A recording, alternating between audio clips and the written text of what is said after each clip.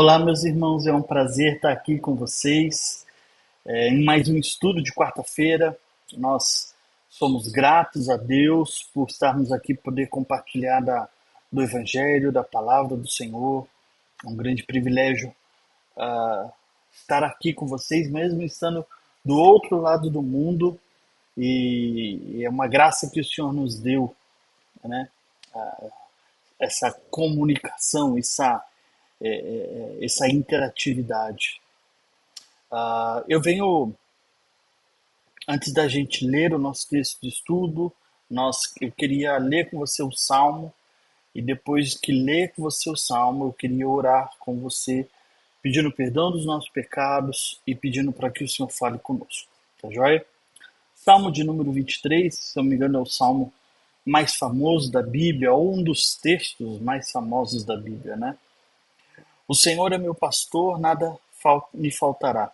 Ele me faz repousar em pastos verdejantes, leva-me para junto das águas de descanso. Refrigera minha alma, guia-me pelas veredas da justiça, por amor do seu nome. Ainda que eu ande pelo vale da sombra da morte, não temerei mal nenhum, porque tu estás comigo. O teu bordão e o teu cajado me consola. Preparas-me uma mesa na presença dos meus adversários. Unge minha cabeça com óleo, e meu cálice transborda. Bondade e misericórdia certamente me seguirão todos os dias da minha vida, e habitarei na casa do Senhor para todo o sempre. Vamos orar, vamos clamar ao Senhor por o perdão dos nossos pecados, a esse Deus que nos acolhe, a esse Deus que nos leva para lugares de descanso. Vamos clamar a Ele e pedir para que Ele fale conosco também nesse estudo, tá bom? Vamos orar. Pai, quero te bendizer, te adorar, Senhor Deus, pelo Deus maravilhoso que o Senhor é, pela tua ação redentora em Cristo Jesus. Obrigado, Pai. Obrigado porque em Ti temos um amparo, em Ti temos a razão de nosso ser, ó Pai. Peço que em nome de Jesus, que o Senhor perdoe as nossas falhas, nossos pecados, perdoe as muitas e muitas vezes que agimos contra a Tua palavra. Que o Senhor, ó Pai, em nome de Jesus, possa transbordar a Tua graça sobre nós e que possamos entender o que o Senhor quer e deseja das nossas vidas. Fale aos nossos corações, porque precisamos de Ti, Senhor Deus, precisamos do Senhor sobre nós, precisamos da Tua unção, não somente para ler a Tua palavra, mas para praticá-la, Senhor Deus. Em nome de Jesus. Amém. Amém, meus irmãos.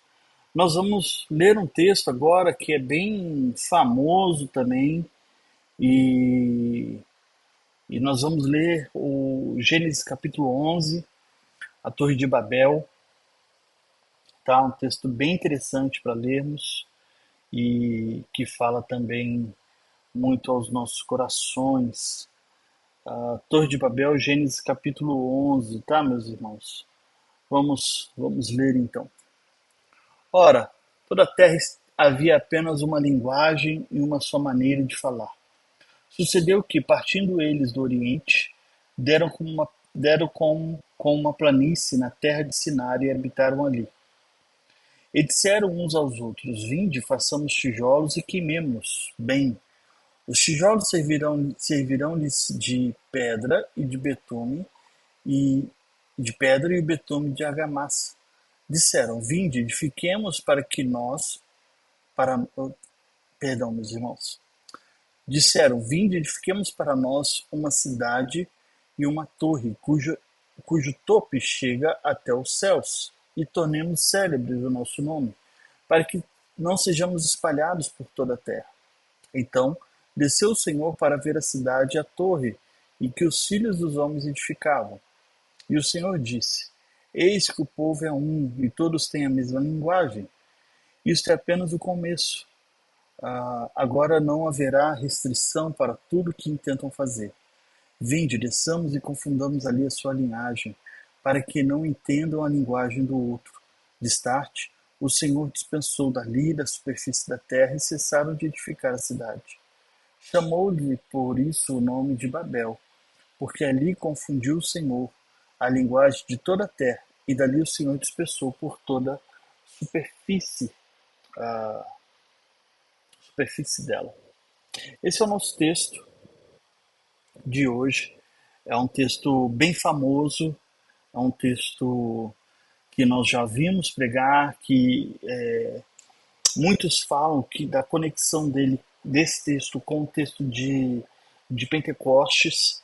E eu queria trazer algumas coisas diferentes para os meus irmãos e que a gente pensasse diferente sobre uma aplicação sobre esse texto, que fale aos nossos corações e entendermos bem qual é a mensagem que esse texto quer nos passar, tá bom? Vamos lá. O plano de Deus, desde o início do mundo, foi fazer a terra o seu lugar de habitação.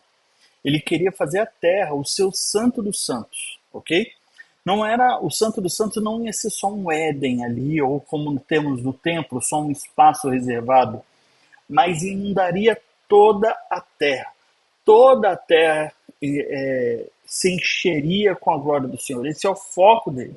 Como é que Deus planeja isso? Ele fala, olha, isso vai acontecer através de filhos. Tenham filhos para que a glória do Senhor, isso para Adão e para Eva antes da queda, a glória que estava com Adão e com Eva, né? A, porque eles foram criados em imagem e semelhança de Deus antes de houver queda, seria espalhada para sua descendência e para os seus filhos, e a terra que não estava ainda cheio da glória de Deus, porque não havia esses descendentes, era apenas um lugar específico, era apenas ali o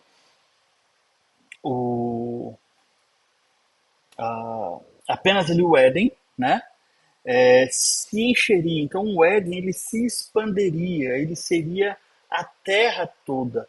A terra se encherá da glória do Senhor. Como diz lá no texto de Abacuque 2,14, a profecia, né? E a terra se encherá com a glória do Senhor, como as águas cobrem o mar. Então esse é o desejo de Deus, encher a terra com a sua glória. Isso se cumpre. Olha só que interessante. Quando Jesus morre na cruz e o véu se rasga, a gente sempre usa uma expressão de que agora eu tenho livre acesso do Pai, eu posso entrar no Santo dos Santos. Sendo que a expressão melhor dita em cima desse texto não é que eu entro no Santo dos Santos, mas que o Santo invade a terra, tá? Por ele invadir a terra, nós temos todas aquelas questões miraculosas que surgiram, né? Os mortos se levantaram, tiveram momentos ali que inimagináveis ali. Por quê? Porque a glória de Deus que estava contida ali no Santo dos Santos se rasgou de alto a baixo e invadiu a terra. Não somos nós que temos acesso à ideia de nós entrando, mas o Santo dos Santos que entrou na terra, né? Expandiu sobre a terra. Isso, meu irmão, porque o plano de Deus sempre foi encher a terra com a sua glória. Este é o plano, tá? E isso surgiu, mas infelizmente lá em Gênesis, como nós conhecemos, veio a queda, Gênesis capítulo 3. E por vir a queda, por vir isso, a imagem de Deus se torna corrompida por causa do pecado. E em Gênesis capítulo 5, nós vemos o que, meus irmãos? Nós vemos a descendência de Adão. E a descendência de Adão tem um versículo 3, vai nos dizer que Adão teve filhos e filhas segundo a sua imagem. Qual é a imagem de Adão? Pecaminosa. Gênesis capítulo 6. Nós temos então a imagem da terra cheia de pecado. O pecado está presente na terra. E por ele estar crescendo, por ele estar cheio de pecado, Deus olha lá de cima e manda o dilúvio, certo? Manda o dilúvio. E quando veio o dilúvio, ah,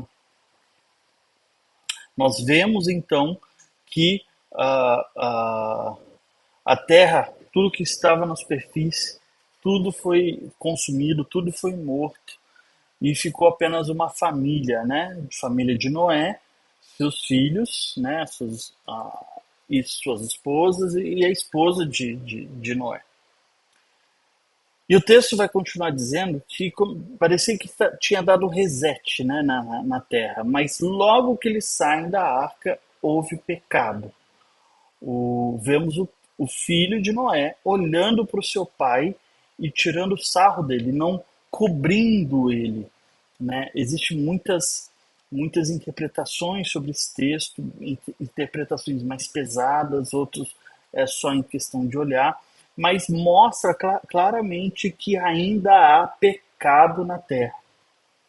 E por ter pecado, somente ter a descendência de Noé, quando se vão crescendo, quando se vão tendo filhos, o que vai crescendo?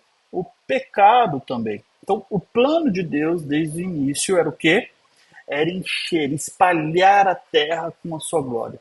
Grave muito bem isso.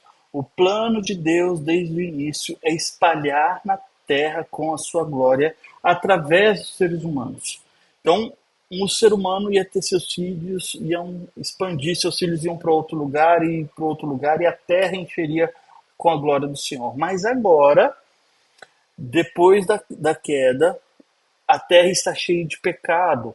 Depois do dilúvio, a terra continua cheia de pecado.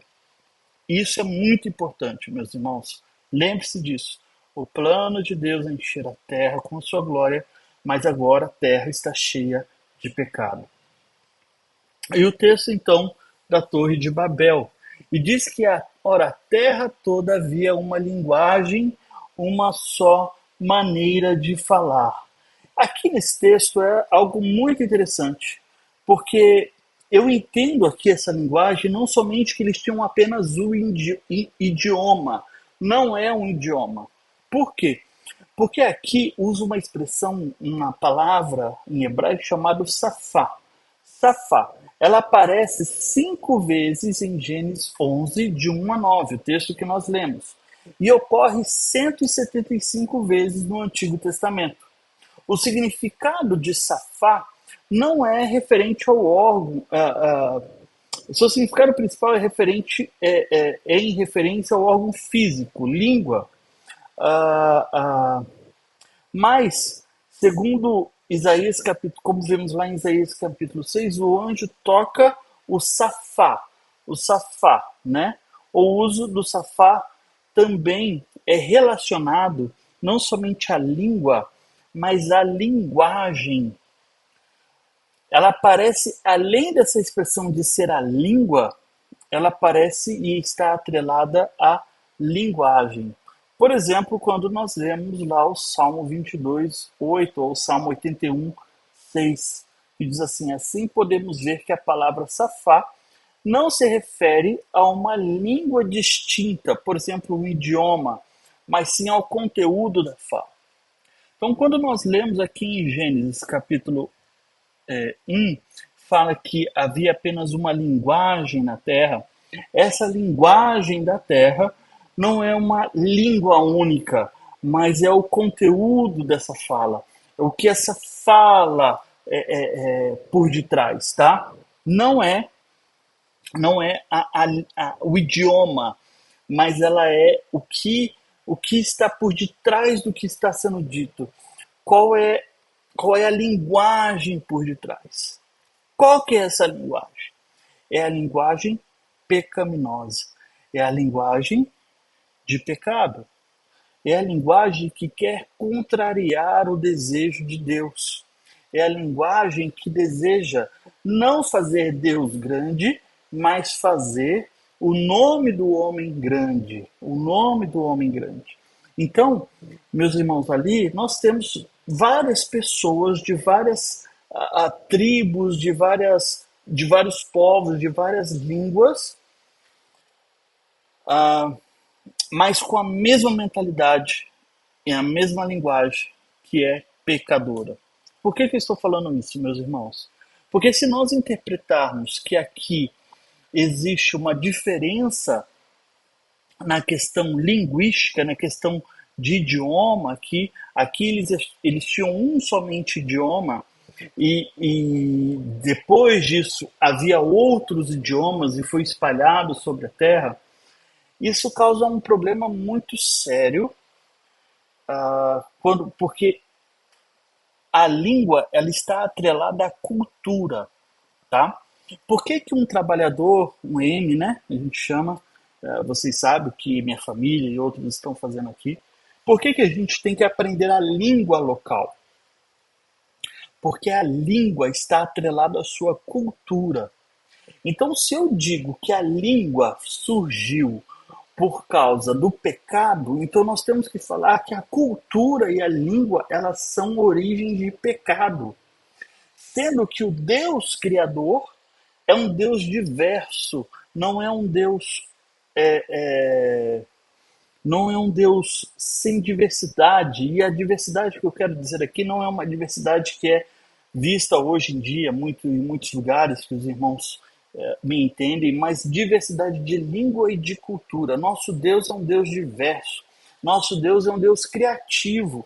Nosso Deus não faz todo mundo igual. Nosso Deus faz as coisas diferentes e belas.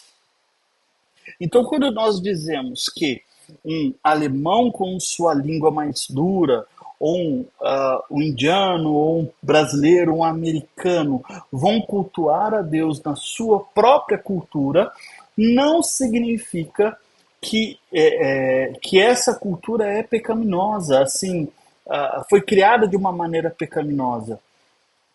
O que a gente precisa ter cuidado é que essa cultura ela precisa sim ser redimida, ela carrega pesos do pecado, mas não foi maldição do pecado que fez ter essas culturas, ok?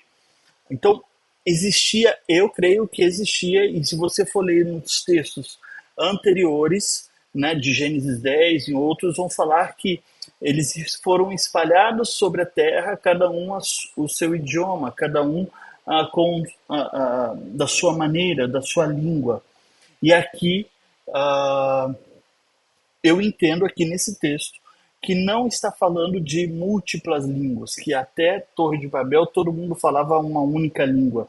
Não, eu creio que nosso Deus é um Deus criativo e diverso. E, e ele fez o mundo com essa diversidade, com essa criatividade. Então ele quer o fruto do alemão falar alemão, o inglês, nós portugueses tivermos toda essa cultura, ela não é fruto de um pecado por causa da Torre de Babel, não é fruto de uma maldição, melhor dizendo, mas ela é uma característica. O problema da Torre de Babel é que eles tinham uma linguagem, uma maneira de falar que é pecaminosa. Não importa a língua que se falava, o centro era sempre a questão pecaminosa, era sempre a questão do pecado, tá? Gravem isso porque isso é muito importante, meus irmãos.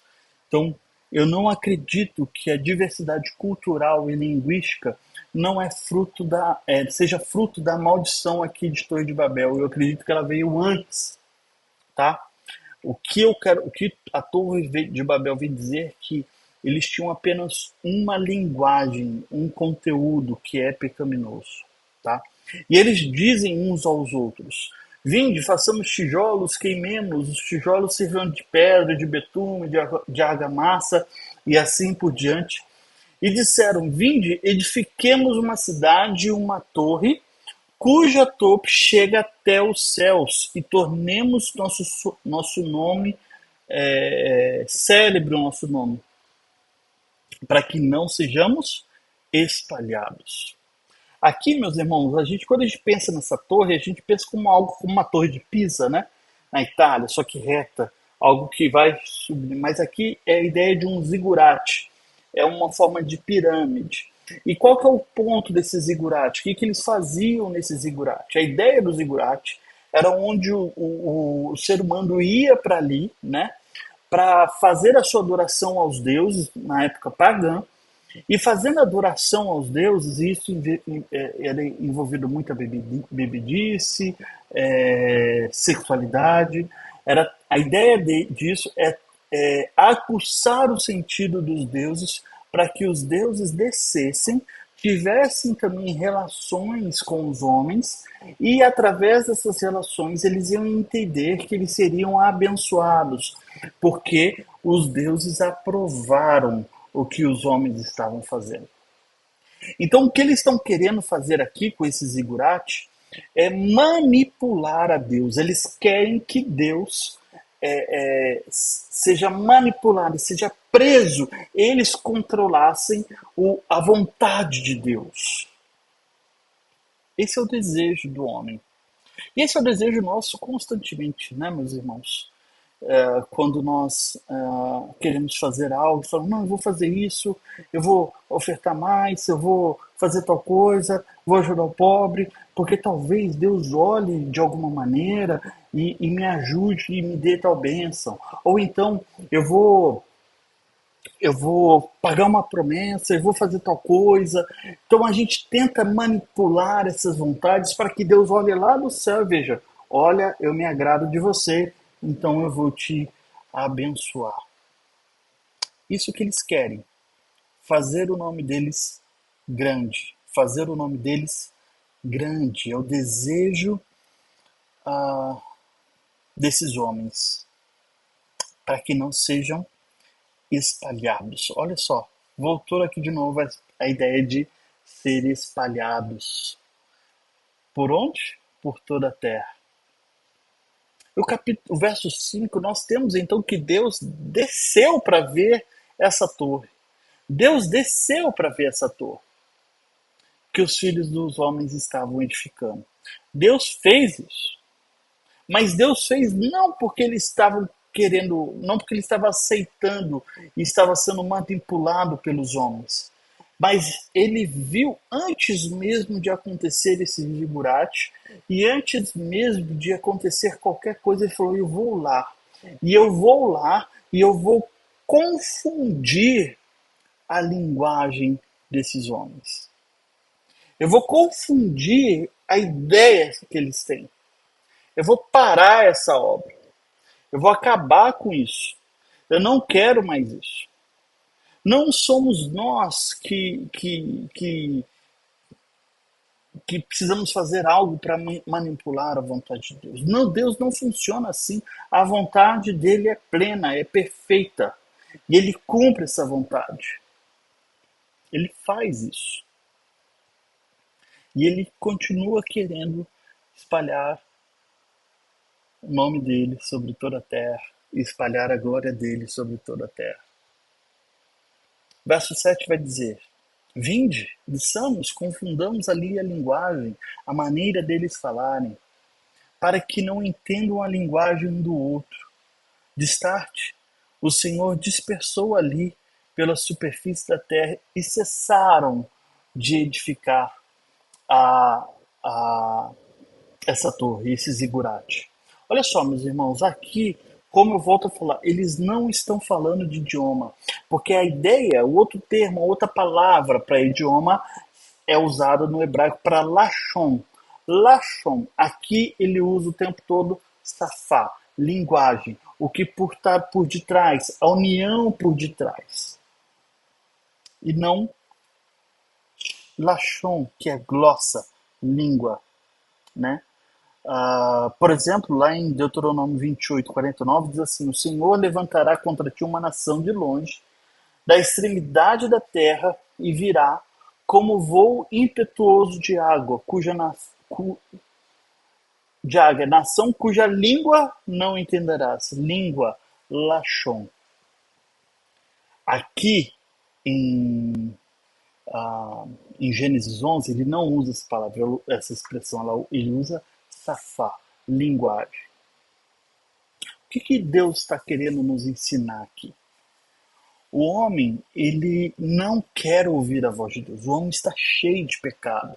O homem está atrelado ao pecado. O pecado corrompeu o ser humano de ponto que ele acha o que Deus faz é completamente errado. Onde se viu espalhar a gente? Vamos ficar aqui. Vamos fazer o nosso nome grande aqui.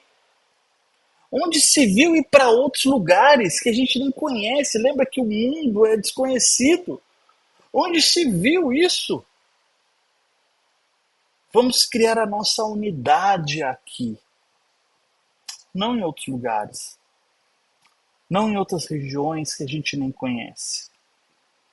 Vamos ficar aqui, onde se viu espalhar para fazer o nome de Deus grande. Vamos ficar aqui, vamos fazer o nosso nome grande, não o nome de Deus. E espalhar. Mas Deus é um Deus que cumpre o que ele deseja, ele faz. Não são as ações do homem que mudam o desejo de Deus. Não são as ações do homem que mudam as vontades. E Deus fala: olha, eu vou lá porque eu estou gostando, então eu vou abençoar, então vou mudar de ideia. Não precisa espalhar. Fiquem aí, não tem problema, que daqui a pouco vão crescer. Não são as ações do homem.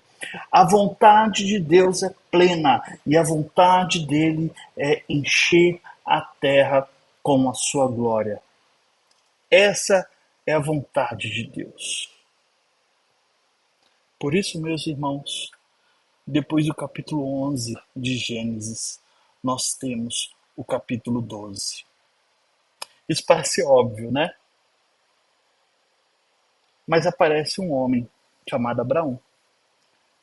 E que Deus aparece para ele e diz: sai da tua terra, sai da tua parentela, sai da casa do teu pai, sai da terra que eu vou e vai para a terra que eu vou te mostrar. E lá eu vou fazer o seu nome grande. Olha a diferença, olha o contraste que está sendo feito com a ação de Abraão e a ação da Torre de Babel.